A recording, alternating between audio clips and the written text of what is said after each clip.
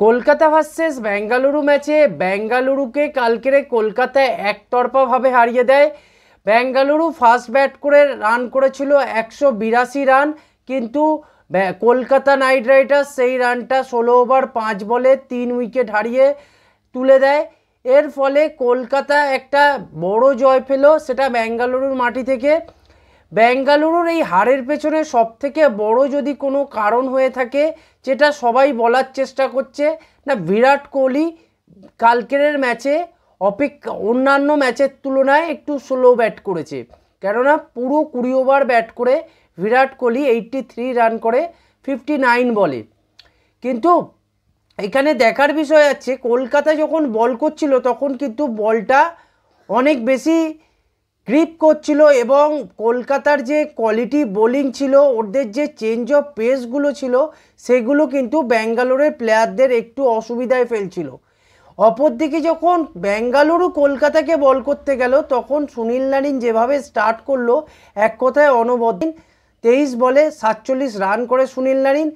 সেখান থেকেই অনেকটা ক্লিয়ার হয়ে গেছিলো যে এই ম্যাচটা কলকাতা জিততে চলেছে। এছাড়া ফিল সল্টও খুব ভালো একটা ইনিংস খেলে, 20 বলে 30 রানের। এছাড়া ভেঙ্কাটেশ আইয়ারের কথা বলতে হবে। ভেঙ্কাটেশ আইয়ার কালকের 30 বলে 50 রান করেছে। এছাড়া কলকাতার ব্যাটিং দেখে বিশেষজ্ঞরা এই বিষয়টা নিয়ে আলোচনা করছে যে বেঙ্গালুরুর মেন হারার কারণটা কী ছিল। বেঙ্গালুরুর মূল হারার কারণ একটাই ছিল যে বেঙ্গালুরু অপেক্ষাকৃত কলকাতার থেকে স্লো খেলেছে। এটা ঠিক আছে, কিন্তু কলকাতা যখন বল করছিল তখন কলকাতা রেগুলার ইন্টারভেলে একটা করে উইকেট নিতে পারছিল, যেখানে বেঙ্গালুরুর ব্যাটসম্যানরা বারবার আউট হয়ে চলে যাওয়ার ফলে রান রেটটা সেইভাবে একটা স্টেজ অবধি গড়াতে পারিনি। কিন্তু কলকাতা যখন ব্যাট করে তখন কলকাতা একটা ভিশন নিয়ে নেমেছিল এবং কমপ্লিটভাবে যেভাবে সুনীল নারিন একতরফাভাবে বলগুলোকে হিট করছিল, সেটা এক কথায় দেখার মতো। ফিল সল্ট আর সুনীল নারিন মিলে যেই স্টার্টটা দিয়েছিল, সেখান থেকে কোনোভাবেই মনে হয়নি যে কলকাতা কালকের ম্যাচটা হারতে পারে। তো এই কারণটার জন্যই কলকাতা কালকেরে অনায়াসে জিতে যায়। 16 ওভার 5 বলে জিতে যাওয়া মানে একটা গুহারান হারানোর সমান। তো সেই জায়গায় দাঁড়িয়ে যারা বলছে বিরাট কোহলি বাজে খেলেছে, বিরাট কোহলি অনেক স্লো খেলেছে, হ্যাঁ অপেক্ষাকৃত আমারও মনে হয়েছে বিরাট কোহলি স্লো খেলেছে।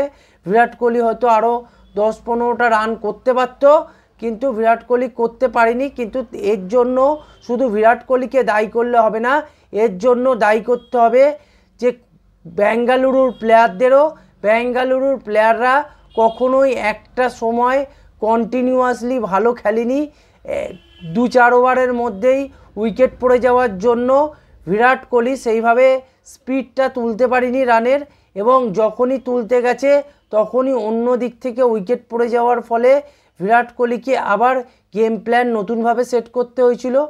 এই জন্য হয়তো বিরাট কোহলি একটু মন্থর হয়ে গেছিলো এই রান করতে, তাই জন্য বিরাট কোহলি অপেক্ষাকৃত কম রান করেছিল। তার মানে এই নয় যে বেঙ্গালুরু বিরাট কোহলির জন্যই হেরেছে। বেঙ্গালুরু 182 রানটাও করেছিল, যেটা অনেকটা ফাইটিং স্কোর বলেই আমার মনে হয়।